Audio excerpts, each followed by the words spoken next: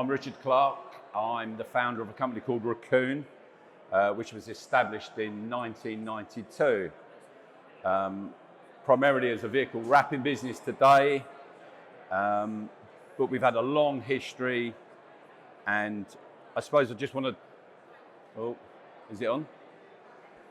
I just want to run through the history of the business over the last 32 years and give you a flavour of the kind of work we've been involved in, how we've evolved over those years, and what we do today, and where we can see the industry has changed over the years that I've been involved, what I've learned, and hopefully be able to pass some kind of information, inspiration, and education to everybody that's here today, because I doubt there's too many that's been in the vehicle wrapping industry as long as I have. So if we go back to, I suppose, the beginning, 1990s, started up as a sole trader, working from my garage, bought a small vinyl cutting machine, and that's how I got going, putting stickers on things.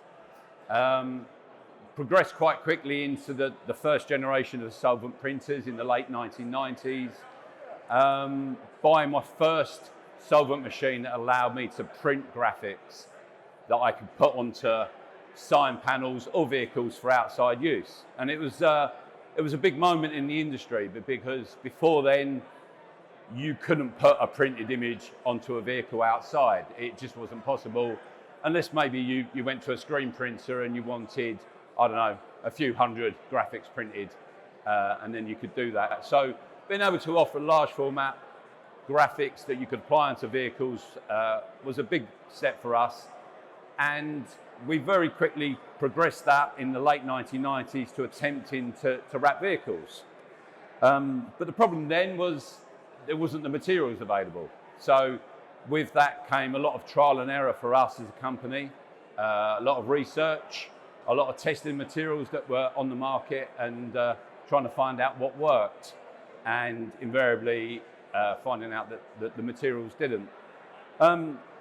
But as we went into the early 2000s, I suppose there was certain materials coming onto the market. There was 3M with their early vehicle wrapping products, Avery as well, and they were the two leading materials at the time, but again, not the materials that we know today.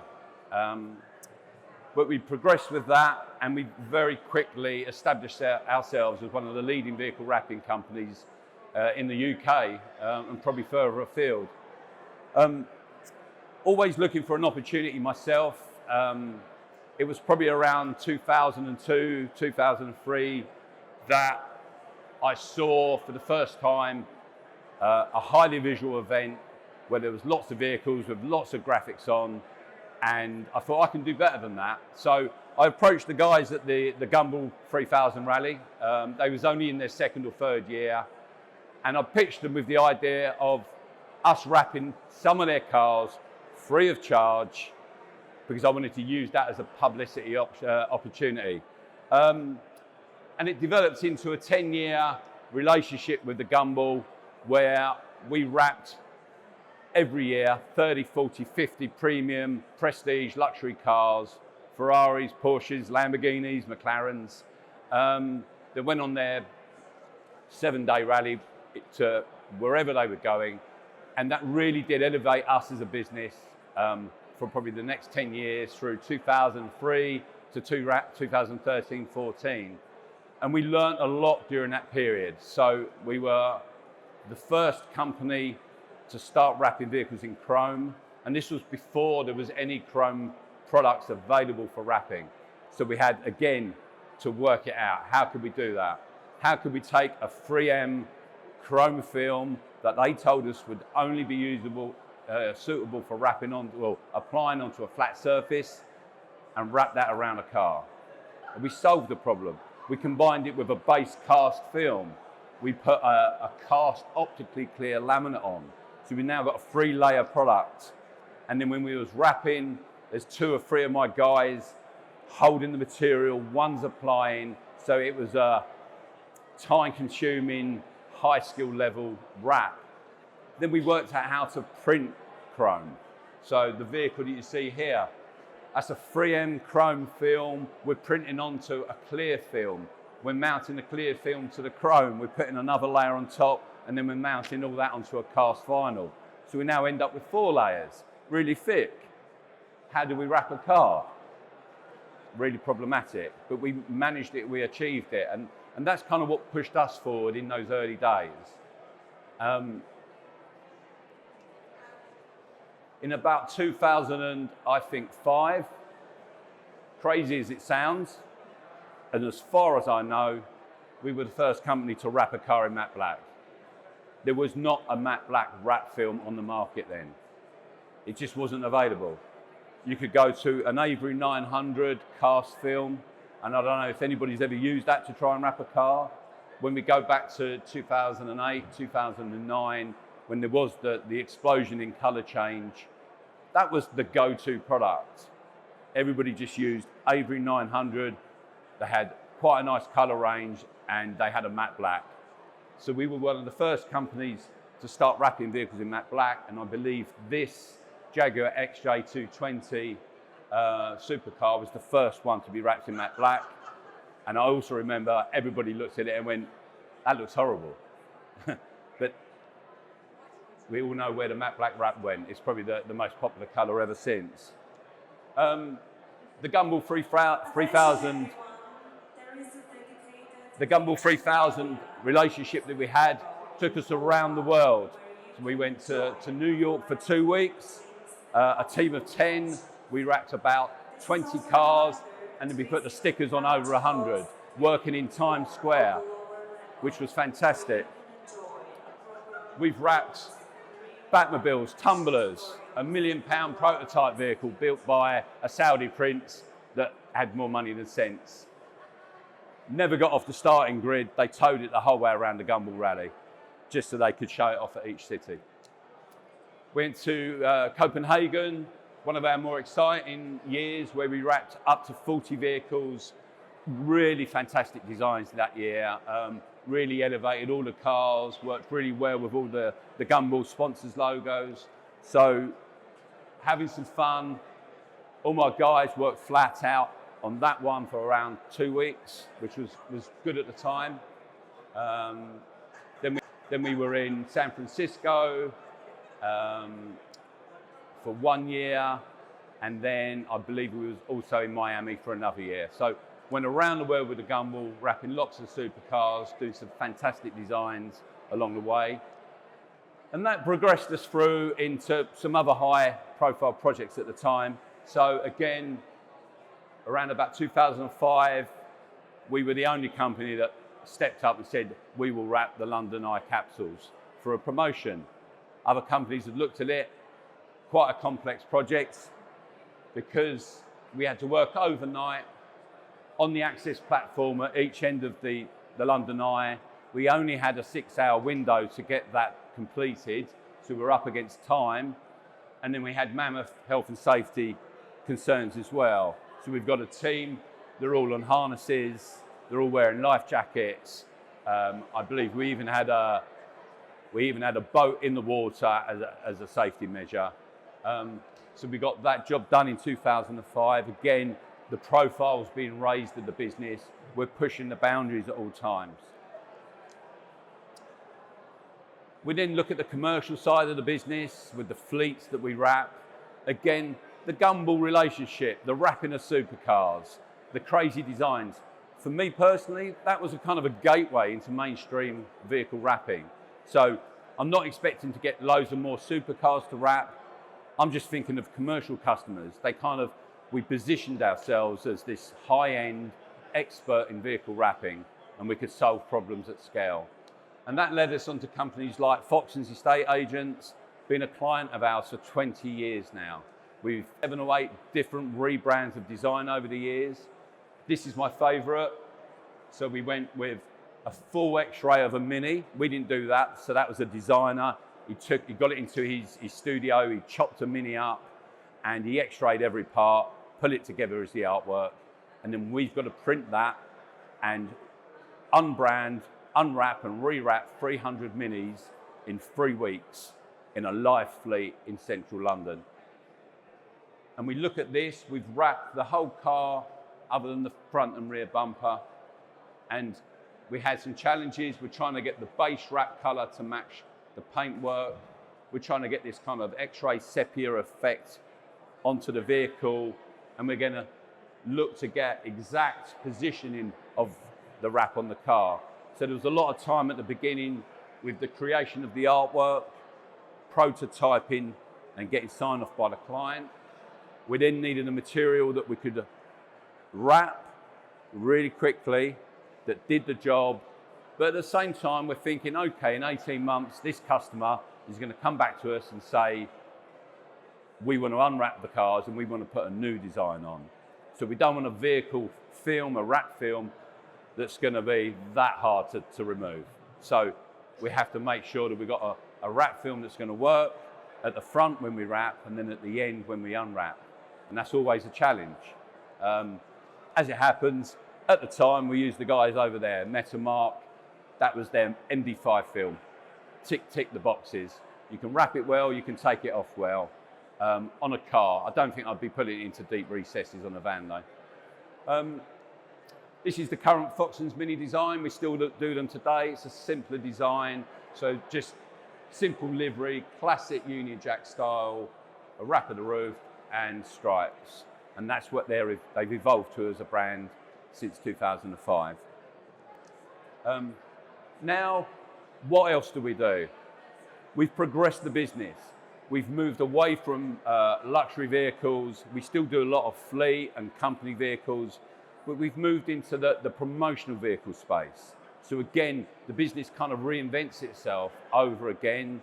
We're always looking for new markets, new opportunities where we can grow, we can be different, and I suppose we're all trying to make a living. So now we've moved heavily into promotional vehicles and we've brought on more streams to the business. So we're combining our vehicle wrapping that we've always done, that core expertise, our large format print production.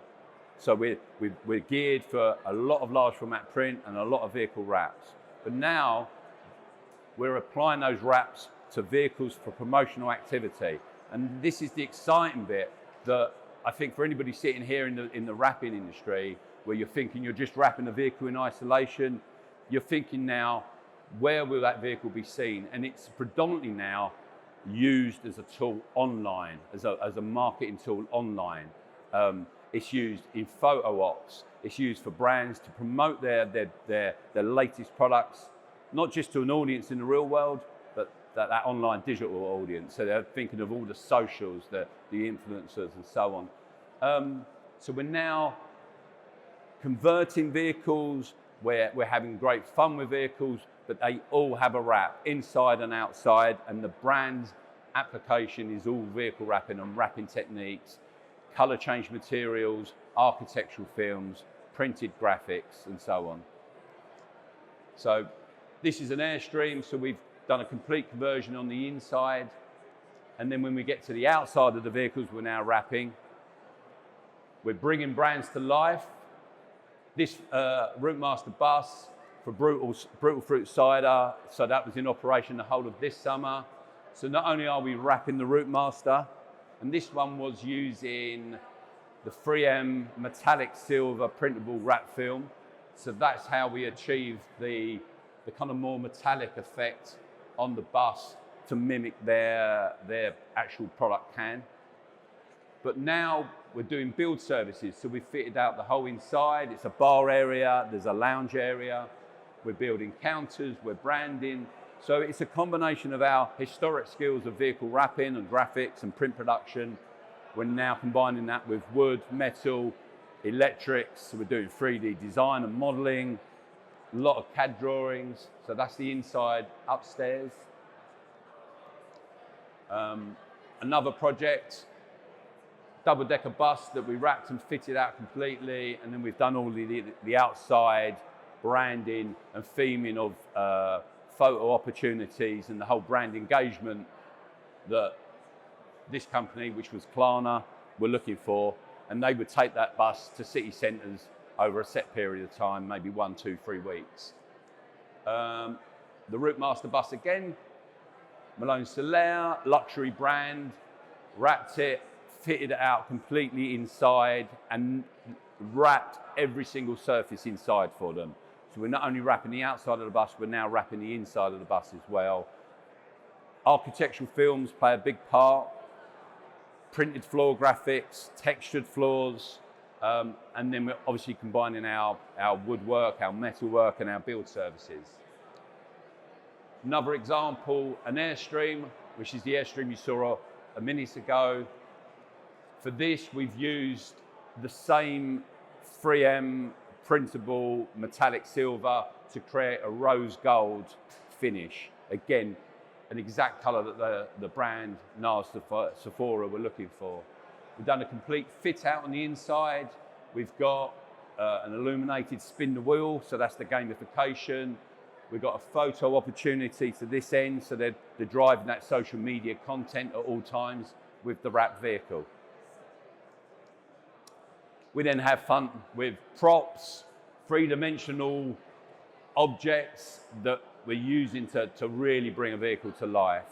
So again, if you think of just a wrapped classic ice cream van, what we've done here is created I don't even know what that is because I don't watch this show on TV, but I think it's some kind of tentacle monster. So we've replicated what you see on the show on Netflix and brought the whole vehicle to life. So that is heavily photographed, it's going across social media, and it's really driving the engagement for the brand and the client. So that's where we're taking our wraps to another level for our brand customers. Another one, this is for Netflix again, for The Witcher.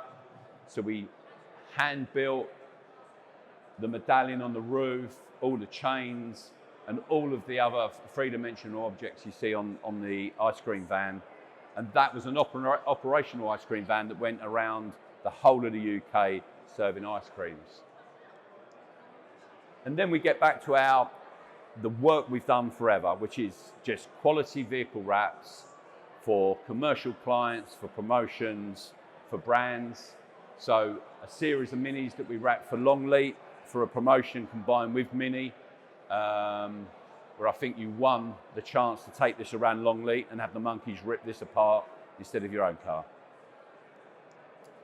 Motorsport, we've always been involved in motorsport teams. You know, we've gone back many years where we've wrapped vehicles for Renault, for McLaren, for the Porsche series, and the last few years we've been wrapping vehicles for the Formula E series as well. So we still wrap all of the kind of vehicles that I'm sure you guys are as well, and we're combining that with our promotional vehicles to layer on what we do as a company and to keep vehicle wrapping relevant as we kind of move, I suppose, into a different age of how brands and businesses market themselves and where the advertising spend goes. And this is another vehicle. So this is a classic American delivery truck, fully wrapped for the recent Despicable Me 4 launch. This was in the South Bank in London. So not only have we got the vehicle that we've wrapped, we've got all of the three-dimensional props that have been built and added to really bring that to life. And this just went crazy on socials. You know, you could see this imagery and the public videoing this vehicle and uploading across Instagram for about 3 weeks. And that was done in the lead up into the movie. So taking the vehicle and using it as a key part of modern advertising and online marketing. That's what we're doing. That is it. I think I've run through what we've done. I suppose the takeaways I think I'm trying to give to everybody that's sitting here is to think about your vehicle wrapping business and what you do, and just think about how you can apply it across not just a localized audience of, you know, who sees that vehicle on the road, but where it's going to be seen online as well. So I've got local businesses that we're wrapping vehicles for. They're trying to bring their vehicle to life online. They're giving them names. They're giving them their own Facebook page. They're talking about them, and then their customers start talking about them. They're running competitions for the vehicles. You know, to upload a photo, you're going to win this. You're going to get a discount off of that. So they're using the vehicle wrap to drive marketing in the business in new and unusual ways. And it's kind of that activity that you can be thinking about when you're talking to your own customers. I think that's me done on the talk, and if anybody's got any questions, I'm more than happy to answer any questions you might have. Just put your hand up and ask.